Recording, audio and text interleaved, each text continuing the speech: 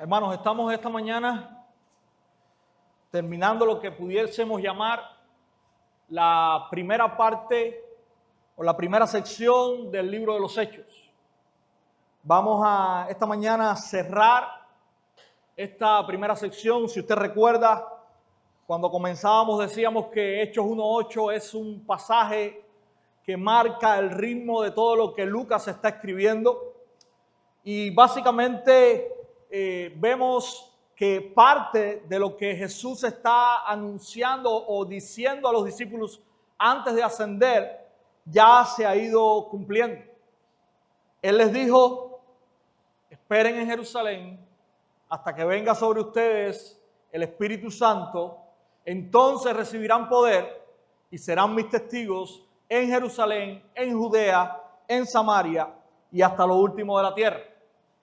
En Hechos 2, nosotros vimos la narrativa de cómo la promesa del Espíritu Santo se hizo patente, se hizo visible en aquella comunidad de creyentes, y el Espíritu descendió sobre ellos y ellos hablaron lenguas conocidas de entendimiento de aquel grupo de personas que estaba en Jerusalén y se había reunido o había subido para la fiesta.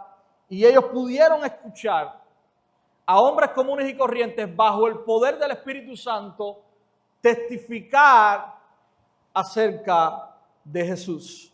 La palabra comenzó a ser predicada y comenzó de alguna manera, digamos, a crecer y comenzó a traer una abundante cosecha en Jerusalén. Tanto así que ya el último registro que tenemos de conversiones fue imposible registrar, valga la redundancia, el número de personas que conocieron del Evangelio. Pero también una de las marcas que hemos visto que ha estado rodeando a toda esta, digamos, expansión del Evangelio en Jerusalén es la oposición. Vemos cómo se levantan judíos oponiéndose al mensaje de Pedro, cómo es rechazado y cómo es atacado y cómo es tratado de silenciar.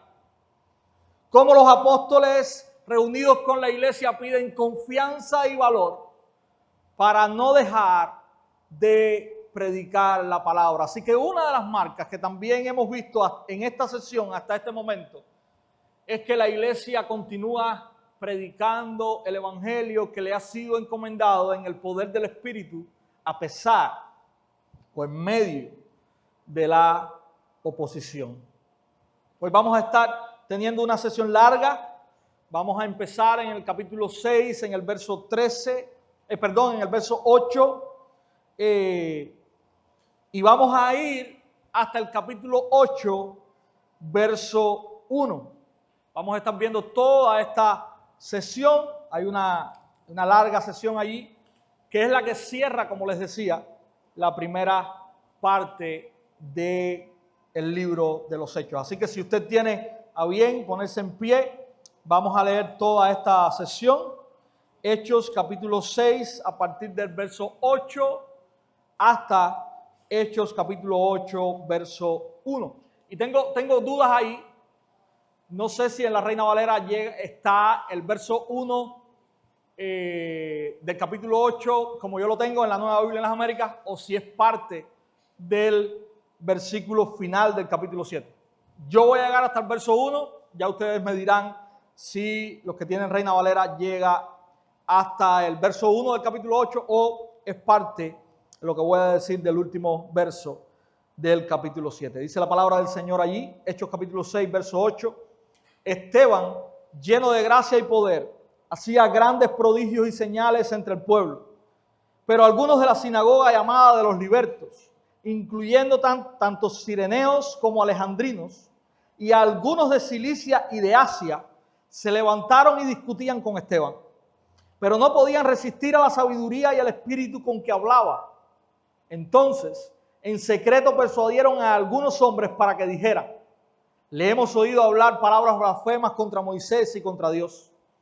Y alborotaron al pueblo, a los ancianos y a los escribas, y cayendo sobre él, lo arrestaron y lo trajeron al concilio.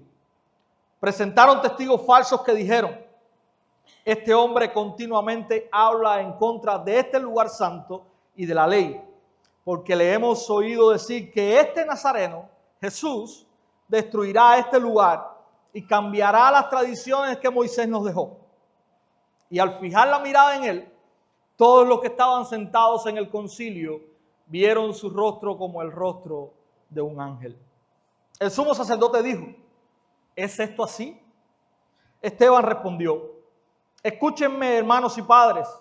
El Dios de gloria apareció a nuestro padre Abraham antes, cuando estaba en Mesopotamia, antes que habitara en Harán. Y le dijo: sal de tu tierra y de tu familia y ve a la tierra que yo te mostraré. Entonces Abraham salió de la tierra de los caldeos y se estableció en Harán.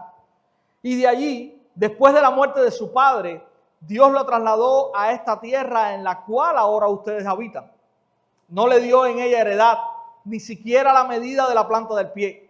Y sin embargo, aunque no tenía hijo, prometió que se la daría en posesión a él y a su descendencia después de él. Y Dios dijo así: que sus descendientes serían extranjeros en una tierra extraña y que serían esclavizados y maltratados por 400 años. Pero yo mismo juzgaré a cualquier nación de la cual sean esclavos, dijo Dios. Y después de esto saldrán y me servirán en este lugar. Dios le dio el pacto de la circuncisión, y así Abraham vino a ser el padre de Isaac y lo circuncidó al 8º día. E Isaac vino a ser el padre de Jacob y Jacob de los 12 patriarcas. Los patriarcas tuvieron envidia de José y lo vendieron para Egipto, pero Dios estaba con él y lo rescató de todas sus aflicciones.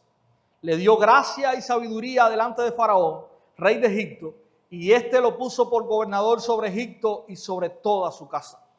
Entonces vino hambre sobre todo Egipto y Canaán, y con ella gran aflicción, y nuestros padres no hallaban alimentos.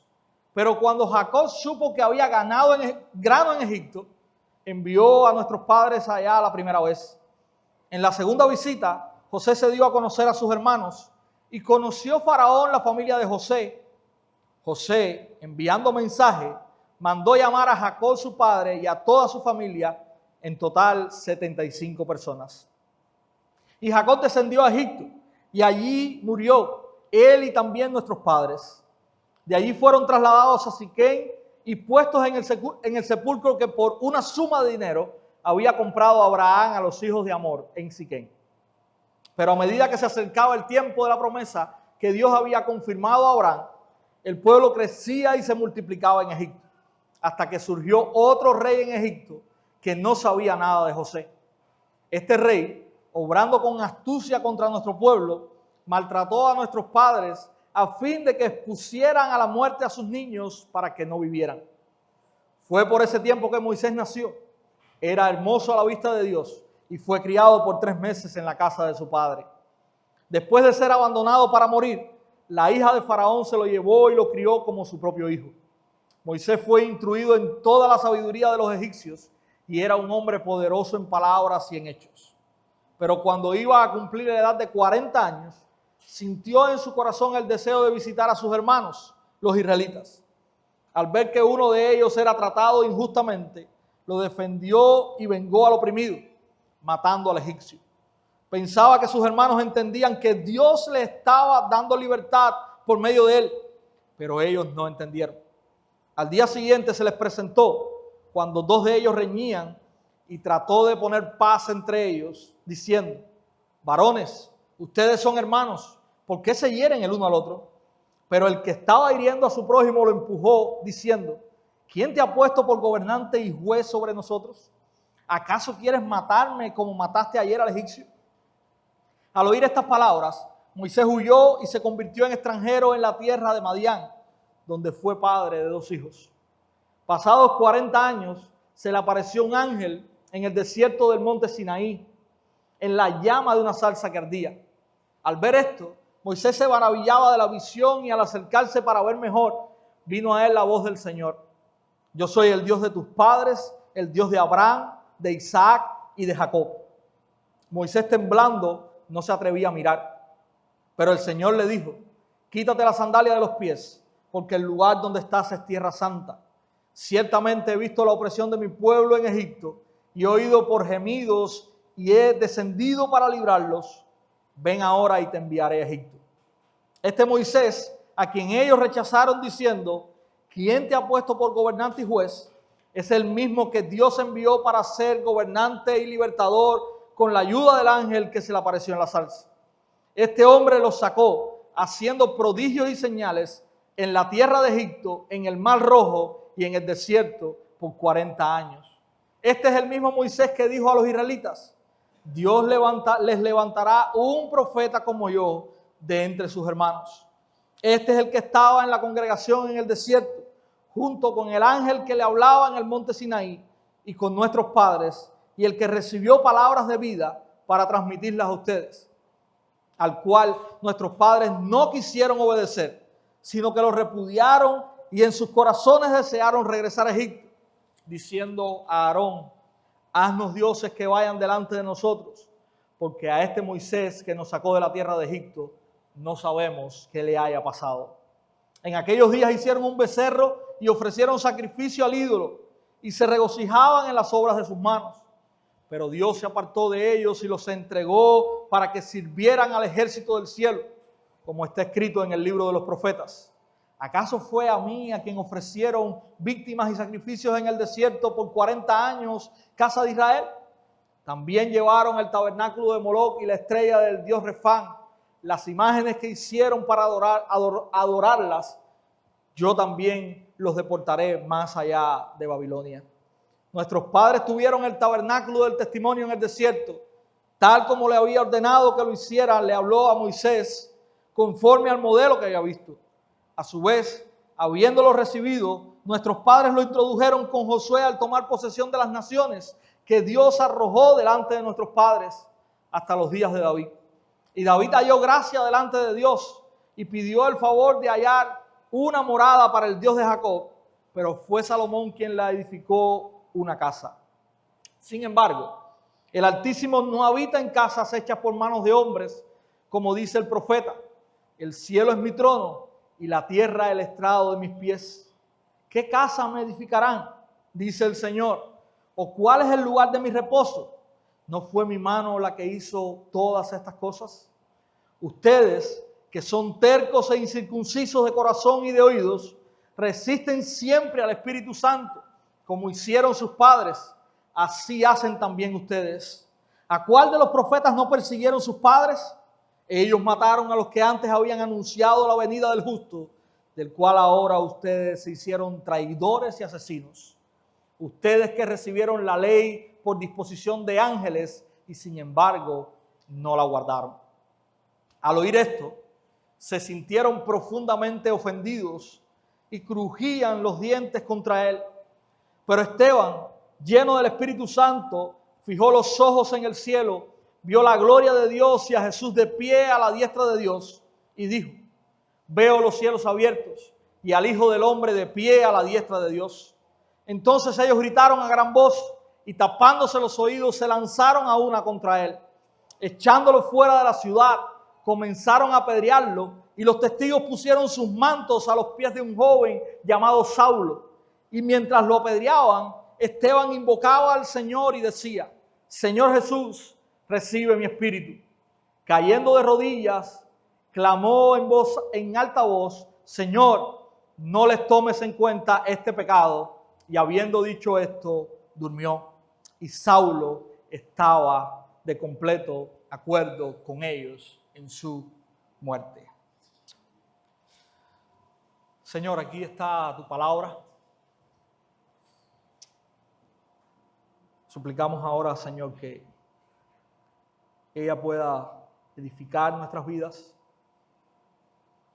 hablar la verdad a nosotros, la verdad que nosotros necesitamos escuchar. Que estemos, Señor, prestos, dispuestos a escucharla y obedecerla. Ayúdame a ser claro y fiel al exponer tu palabra esta mañana. En el nombre de Cristo. Amén.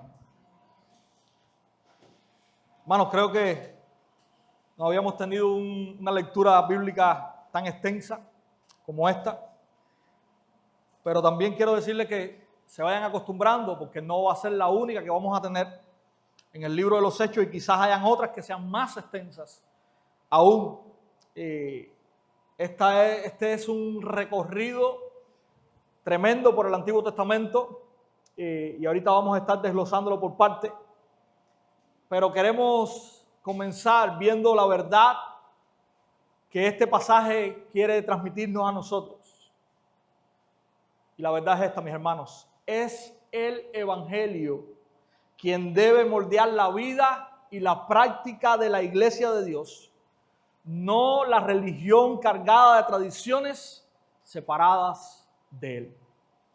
Es el Evangelio quien debe decirnos y hacernos a nosotros vivir como iglesia de Dios, y no muchas tradiciones que solamente nos separan de la verdad que Dios ha plasmado en su palabra. Queremos ver esta verdad en esta mañana en 3 partes.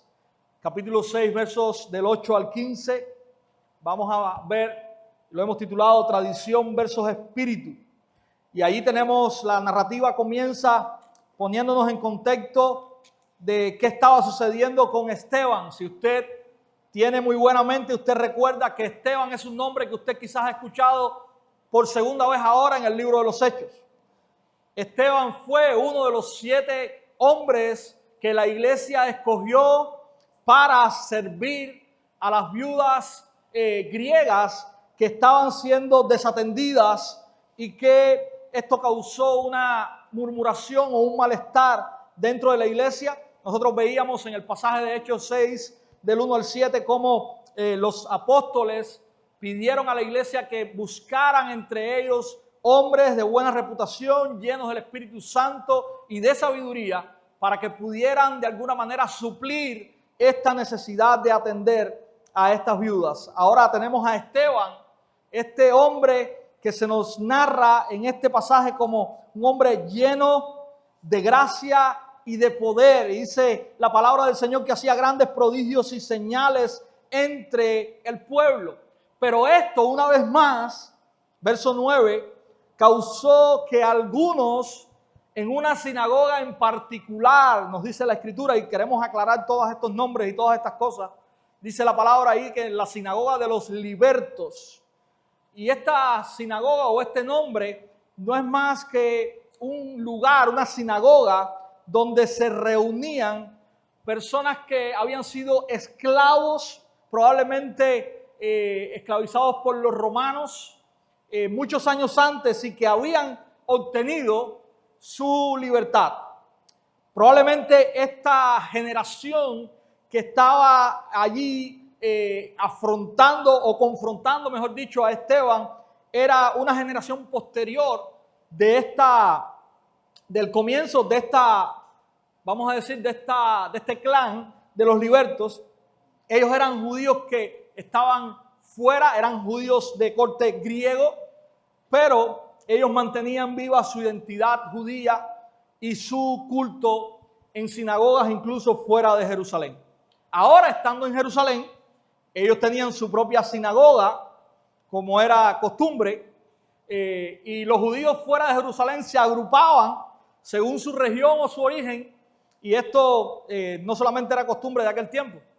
Si usted ha podido escuchar, también hoy, por ejemplo, los cubanos cuando salen de Cuba y van a otros lugares, muchas veces buscan a otros cubanos para congregarse en iglesias con cubanos. Básicamente esa era la costumbre que nosotros estamos viendo también en este grupo que Lucas nos está narrando como los libertos. Dice Lucas allí que que este grupo tenía algunos cireneos, tenía alejandrinos, algunos de Cilicia y algunos de Asia. Los cireneos, esta era una ciudad, Cirene era una ciudad al norte de África, tenía una numerosa población judía, era un centro cultural y comercial muy importante, y su idioma principal era el griego. Muchos de estos judíos de Cirene viajaban a Jerusalén o incluso algunos vivían también allí. Es interesante, y yo no quiero que usted pierda de vista estos pequeños detalles, porque cuando lleguemos al capítulo 11, al versículo 20, ahí usted va a ver precisamente a judíos de esta región que están compartiendo el evangelio. Detalle importante, interesante, ¿verdad? No sabemos si algunos de los que estaban escuchando a Esteban en este momento y que se levantaron en contra de él o que callaron quizás dentro de la multitud, pudieron conocer o creer en el evangelio en ese momento o posterior a eso, pero la Biblia sí nos narra que cuando el evangelio llega a Antioquía, dentro de los que llegan predicando el evangelio, precisamente hay un grupo que son de este lugar. Interesante eso. Dice que también había alejandrinos. Y Alejandría es una ciudad muy, muy importante. Era la ciudad más grande del Imperio Romano en aquel tiempo y era un gran centro del judaísmo helenista, del judaísmo griego. Era probablemente el centro más grande que había fuera de Jerusalén de judíos griegos. Ahí estaba una de las comunidades más grandes del mundo en aquel tiempo. Imagínense que de Alejandría es de donde surge la Septuaginta, que es la traducción griega del Antiguo Testamento. Estos judíos eran judíos cultos. Tenemos a Apolos, que era de Alejandría, y también lo vamos a ver en Hechos capítulo 16. Interesante también. Ellos eran muy protectores y muy celosos de su identidad. Dice que también habían personas de Cilicia, y esta era una región al sureste de lo que hoy es Turquía. Dato interesante también de esta región es que de allí es Saulo de Tarso, quien además está presente en esta narración. Es posible que Saulo de Tarso fuera uno de los que increpó a Esteban en su discurso verbalmente, y además de eso, la Escritura nos dice que él estaba presente, apoyó lo que sucedió con Esteban. También dice que habían judíos de Asia, y el término Asia en la palabra no se refiere a lo que nosotros conocemos hoy con Asia, no tiene nada que ver con esta región donde está Japón, China y estos países, sino que Asia es una provincia grande del Imperio Romano de aquel tiempo, y algunas ciudades importantes que había allí, se las voy a mencionar. Estaba Éfeso, Esmirna, Pérgamo, Sardis. Ya usted puede saber por estos nombres que las 7 iglesias a las cuales se escribe en el libro de Apocalipsis son iglesias que estaban precisamente en aquella región. ¿Qué tienen en común todas estas regiones y todas estas personas que estaban allí presenciando a Esteban y que estaban levantándose contra él? Todos eran judíos que vivían fuera de su tierra, eran judíos de costumbre y de habla griega, muy celosos de su fe y de su cultura. Y es aquí donde aparece Esteban, un predicador griego de Jerusalén, lleno del Espíritu Santo y de sabiduría, proclamando el Evangelio de Cristo. Y hay aquí un choque. Esteban viene lleno del Espíritu Santo y de sabiduría, predicando el Evangelio, y todos estos judíos griegos vienen llenos del celo de su fe y de su cultura, y allí saltan las chispas y comienza el conflicto. Dice la Escritura en el verso 10 que ellos no podían enfrentarse a la sabiduría de Esteban. Así que, ¿qué hicieron? Tomaron falsos testigos, ellos trataron de tomar el control. Y mis hermanos, qué interesante en esta narrativa también. Básicamente, cuando usted lee lo que sucedió con Esteban, es lo mismo que sucedió con el Señor Jesús. ¿Qué hicieron con el Señor? Presentaron testigos falsos. Dijeron o levantaron calumnias acerca de Él. Mintieron. Porque era un hombre irreprensible. Con Esteban estamos viendo la misma imagen, el mismo panorama. Como no podían enfrentar los argumentos de Esteban, ellos trataron de acusarle falsamente. Verso 13 está la acusación contra Esteban.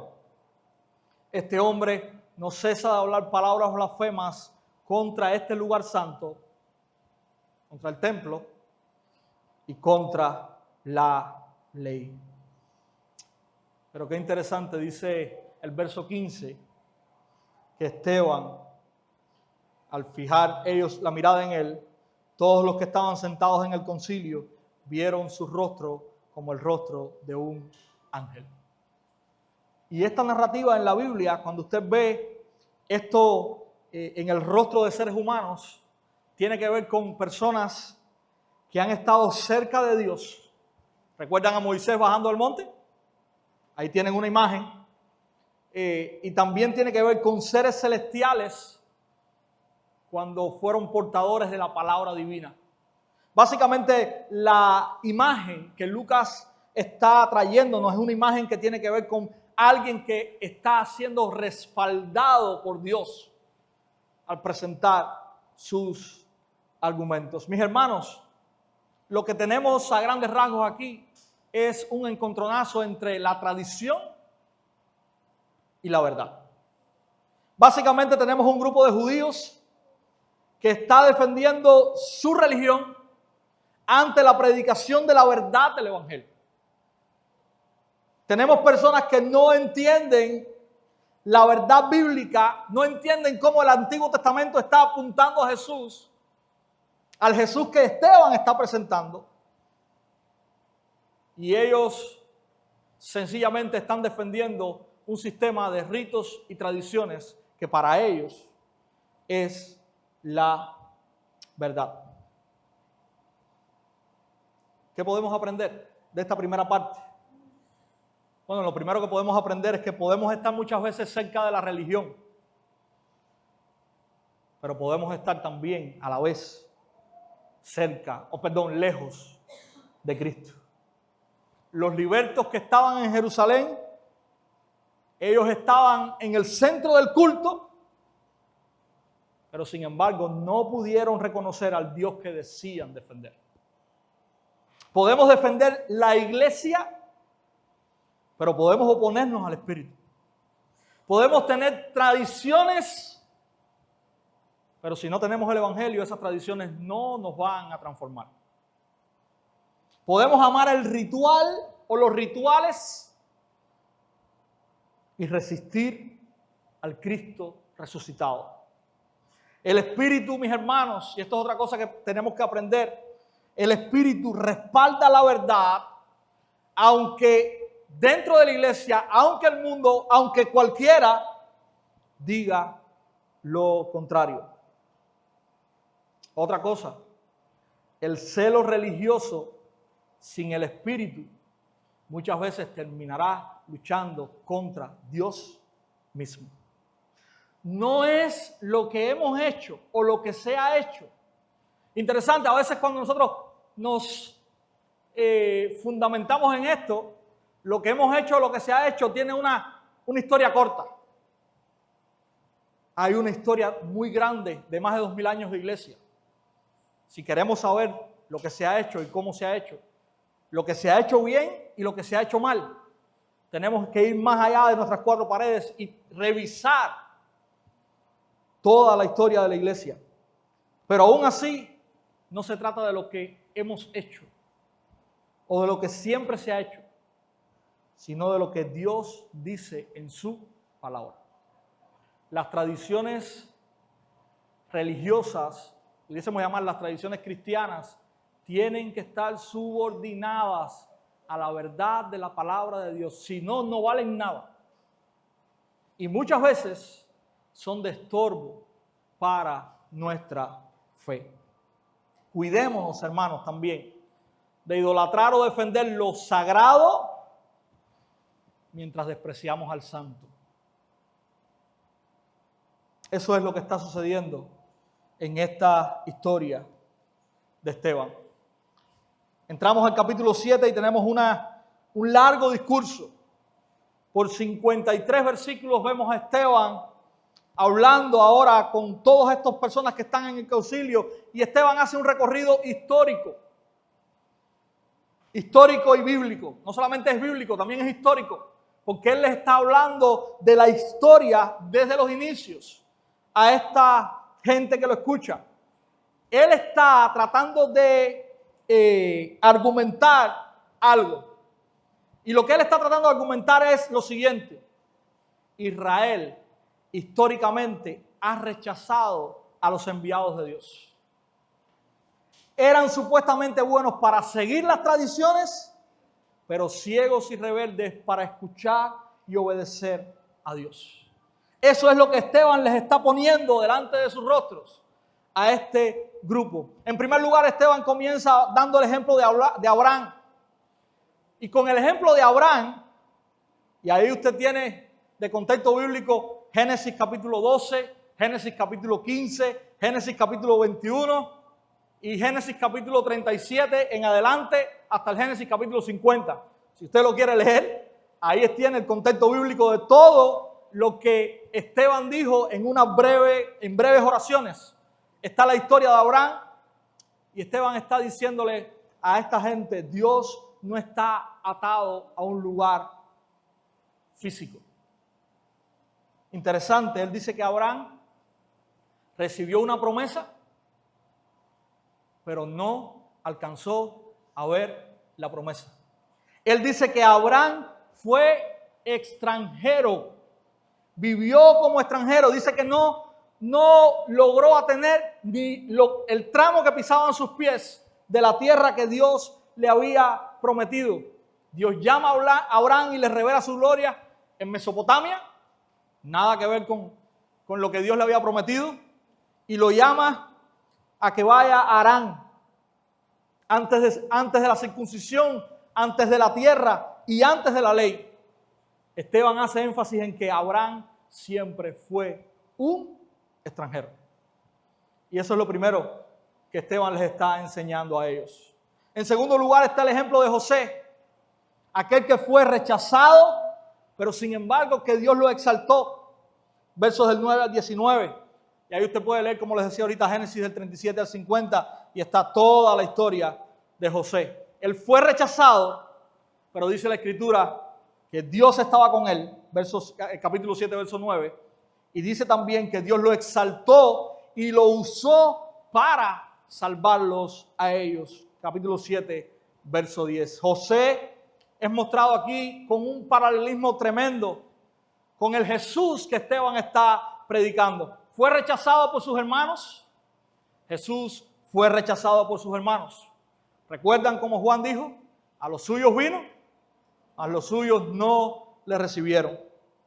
José fue exaltado en trono extranjero. El faraón de Egipto lo puso como su mano derecha y le dio potestad de todos sus bienes. Jesús fue exaltado mucho más allá de eso. Jesús fue exaltado a la diestra del Padre. José se convierte en el salvador de los que lo rechazaron. José le dice a sus hermanos: ustedes pensaron mal contra mí, pero Dios usó eso para bien. Le dio entrada a su familia. Jesús, aún mayor que José, se convierte también en el salvador de los que lo rechazaron. Jesús se convierte en el salvador tuyo y mío, que una vez, tercamente, igual que estos israelitas, lo rechazamos. Pero Él ha venido como nuestro Salvador. Él ha cambiado nuestro corazón. Él nos ha hecho ver el Evangelio y nos ha acercado a Él. También está el ejemplo de Moisés, versos del 20 al 43. Y Moisés es presentado aquí como el libertador al cual ellos no escucharon. Y si usted quiere contexto bíblico para lo que se está hablando ahí, Éxodo capítulo 1, capítulo 2 y capítulo 3. Y mis hermanos, los judíos tenían una obsesión con Moisés.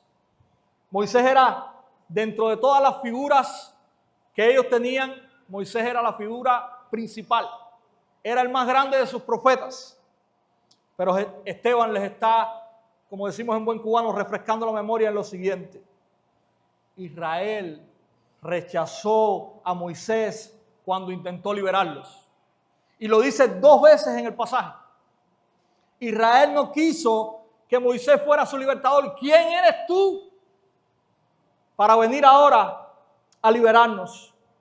En segundo lugar, Esteban les aclara que Israel se burló de la autoridad espiritual de Moisés.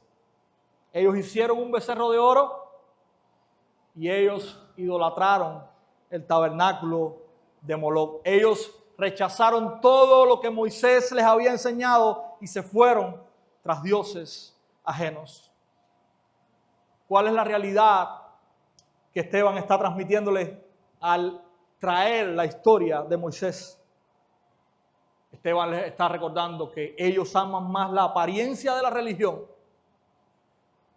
pero han odiado siempre la voz de Dios. Y en último lugar, recuerden que una de las acusaciones que tenían contra Esteban era que él estaba hablando contra el templo, ¿verdad? Versos del 44 al 50.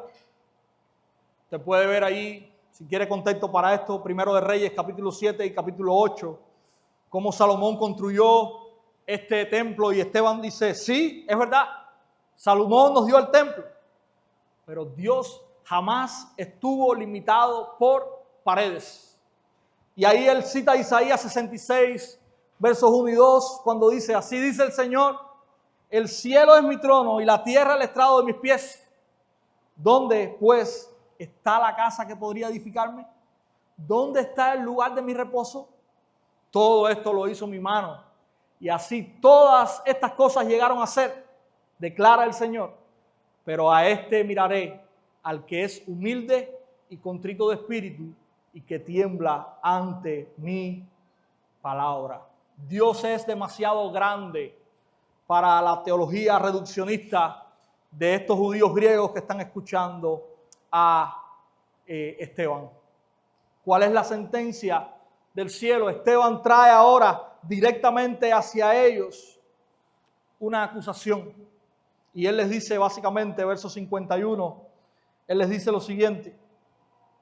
Ustedes que son tercos e incircuncisos de corazón y de oídos, resisten siempre al Espíritu Santo, como hicieron sus padres, así también hacen ustedes. ¿A cuál de los profetas no persiguieron sus padres? Ellos mataron a los que antes habían anunciado la venida del justo, del cual ahora ustedes se hicieron traidores y asesinos. Ustedes que recibieron la ley y por disposición de ángeles, y sin embargo no la guardaron. Esteban está acusándoles ahora directamente a ellos. Esteban le está diciendo, ustedes son duros de cerviz. Ustedes son rebeldes, al igual que fueron rebeldes los israelitas en el Éxodo. Ustedes se han levantado, ustedes aman a Moisés, pero ustedes se han levantado igual que se levantaron sus padres contra Moisés. Ustedes son incircuncisos de corazón. Ustedes profesan una religión, pero una religión donde no hay conversión. Ustedes resisten al Espíritu Santo. Y Esteban se refiere a esto porque esta gente está opuesta al plan de Dios. Mis hermanos, Esteban dice finalmente, al justo, y esta frase de justo aquí es un título mesiánico dado a Jesús, al Mesías. También era conocido como el justo. Y Esteban le está diciendo, ustedes lo mataron. Este justo significa el inocente, el perfecto, enviado por Dios. Y ahora, mis hermanos, los acusadores pasan a ser acusados y los verdaderos culpables. Esteban pone frente a ellos cuál es la realidad. Yo no estoy diciendo locuras. Yo estoy anunciando el plan eterno de Dios. Yo estoy anunciando al Mesías de Dios. Lo que sucede es que ustedes son igual que sus padres. Rebeldes, tercos, religiosos, amantes de desobedecer a Dios.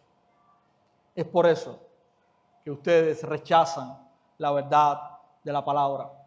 Esteban le muestra o le demuestra que la historia de Israel es una historia de resistencia a Dios. Y también hoy nosotros necesitamos preguntarnos, ¿estoy caminando con Dios o estoy luchando contra Él? Como nosotros como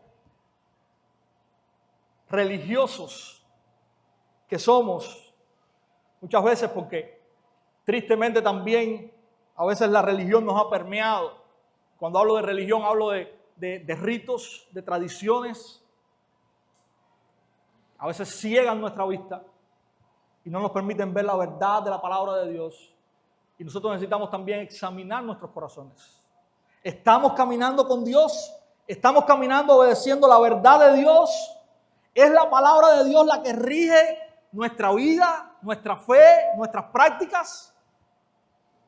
¿O sencillamente me encuentro luchando contra Él, queriendo levantar muros, edificando una religión a mi modo o al modo de otros que me antecedieron? Eso es algo bueno para que tú examines en tu corazón hoy. Dios no está atado, mis hermanos, a nuestros lugares preferidos ni a nuestras rutinas. Dios no está atado a eso. Dios no estaba atado al templo. La verdadera religión, la verdadera adoración a Dios, la verdadera misión no está atado a un lugar físico. No está en estas cuatro paredes. A veces pensamos que Dios está aquí y esto es sagrado y santo. Y olvidamos que Dios está en todo lugar. Y todo lugar debe ser para nosotros sagrado y santo. Otra de las preguntas que podemos hacernos, mis hermanos, ¿estoy viviendo una fe llena del Espíritu, una fe que obedece a Cristo? ¿O estoy viviendo un cristianismo de costumbres? No podemos, y traigo estas dos aplicaciones para nosotros hoy muy enfocadas en la misión. Porque recuerden, Hechos es un libro de misión. Lo primero que quiero, hablando acerca de misión, es lo siguiente: no podemos hacer misión si nuestra fe y nuestras prácticas no están apegadas a la palabra de Dios. La palabra de Dios es la guía. No podemos vivir como cristianos, no podemos ser iglesia y no podemos hacer misión si nosotros no nos guiamos por este libro. Si nosotros no respetamos lo que este libro dice. Si nosotros no creemos lo que este libro dice. Es la Biblia, no es otra cosa. Nosotros no tenemos más manuales extras.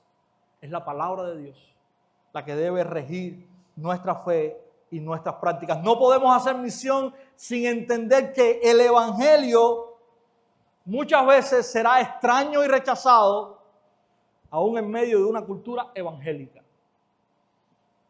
Interesante, la persecución hasta este momento es una persecución religiosa. Todavía no hay una persecución política. Más adelante en el libro de Hechos lo vamos a ver.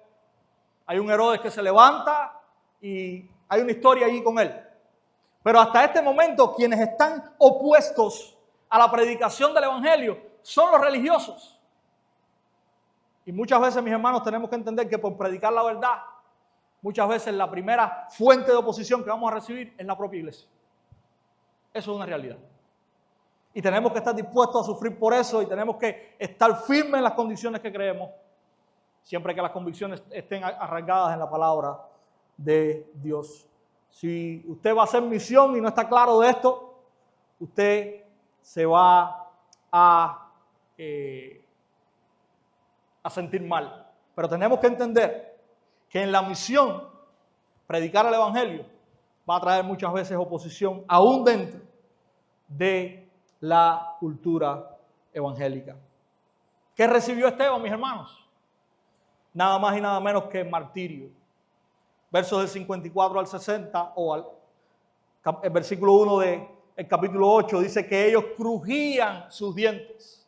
Cuando escucharon a Esteban decirle las palabras finales, ellos crujían sus dientes. Crujían sus dientes rechazando a Esteban, pero crujían sus dientes también de rechazo a Jesús. Miren cómo lo dicen, ese nazareno. Una frase completamente despectiva. Ese nazareno, Jesús. Mis hermanos, el rechazo a Jesús, quien es el centro del mensaje de Esteban, era tal que llevó a esta gente a crujir sus dientes en deseos de hacer lo que finalmente hicieron. Sin embargo, Esteban tiene una visión celestial. Esteban dice que ve al Hijo del Hombre. Y es interesante lo que Lucas dice. Y las palabras de Esteban. Dice que el Hijo del Hombre está de pie a la diestra de Dios. Me imagino que si ellos están crujiendo los dientes por el mensaje de Esteban, al escuchar decir esta frase a Esteban, los dientes crujieron aún más. ¿Saben por qué? Escuchen lo que dice el Salmo 110, verso 1.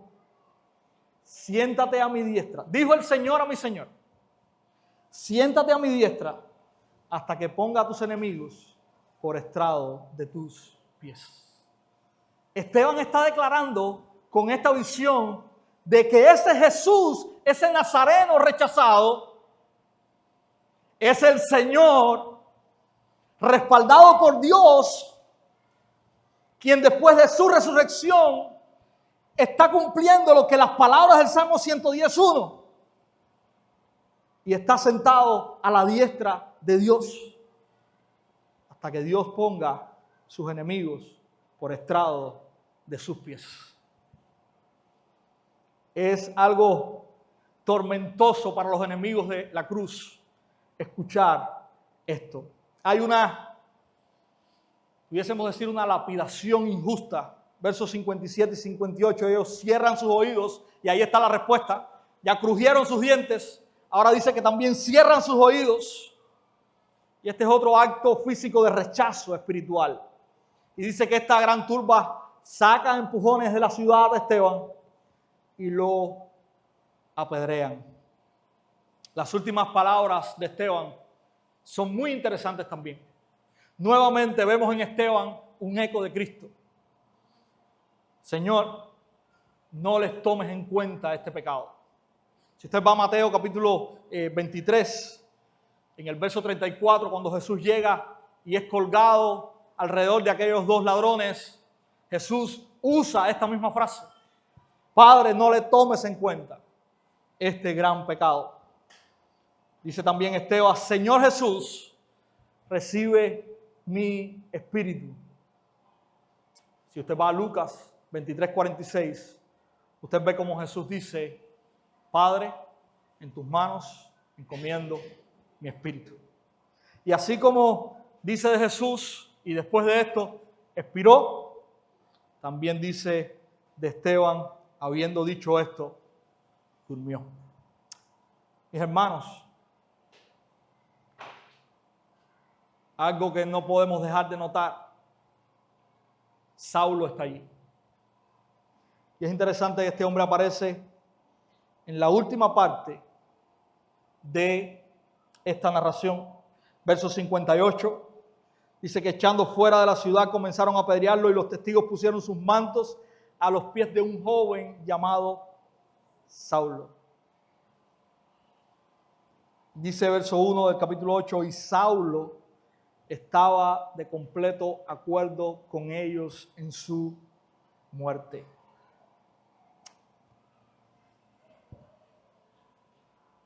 Que también es importante para nosotros. Este pasaje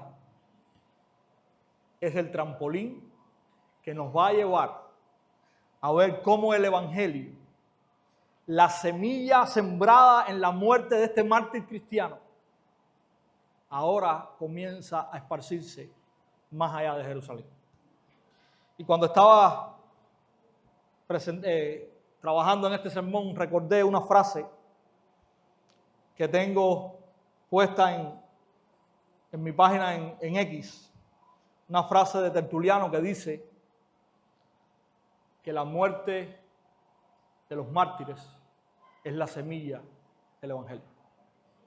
Y eso es lo que nosotros podemos ver con la muerte de Esteban. El primer mártir cristiano se convierte en semilla del evangelismo fuera de Jerusalén. Y precisamente uno de los primeros que va a ser impactado con la predicación del evangelio directamente de la boca del Señor Jesús es este joven Saulo, que está presente, que está como aquellos que están atacando a Esteban y que está afirmando todo lo que está ocurriendo.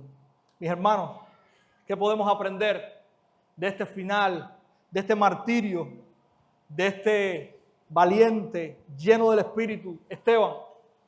Bueno, en primer lugar, que si predicas a Cristo fielmente, quizás no esperes muchos aplausos del mundo, porque el mundo, en su rebeldía, va a odiar lo que tú le estás diciendo.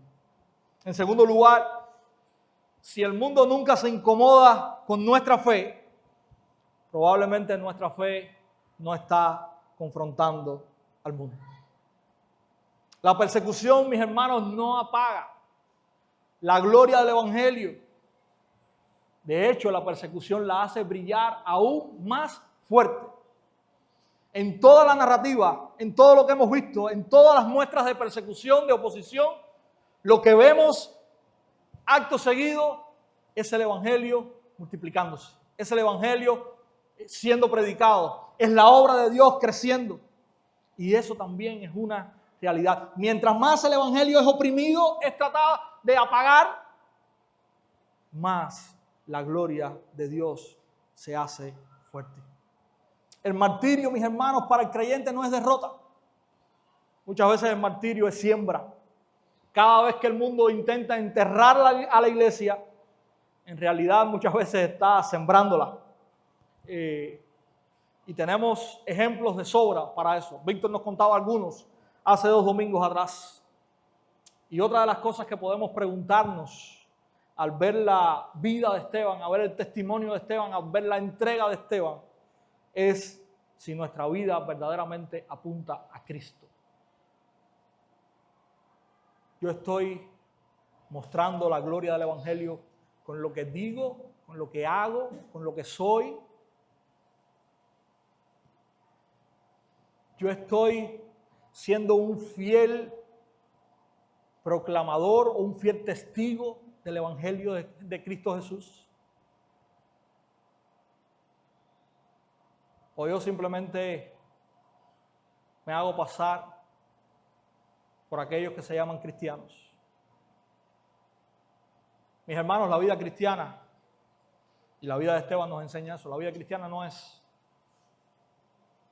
venir el domingo, sentirse bien, conversar con los hermanos.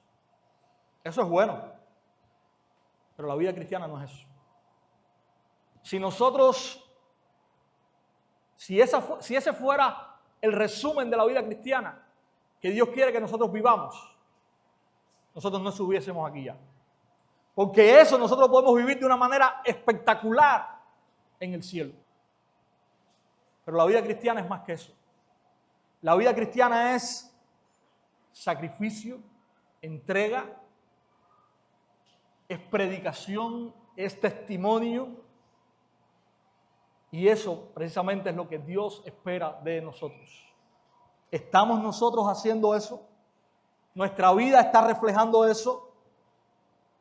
Esa es una buena pregunta que podemos hacernos también en esta mañana.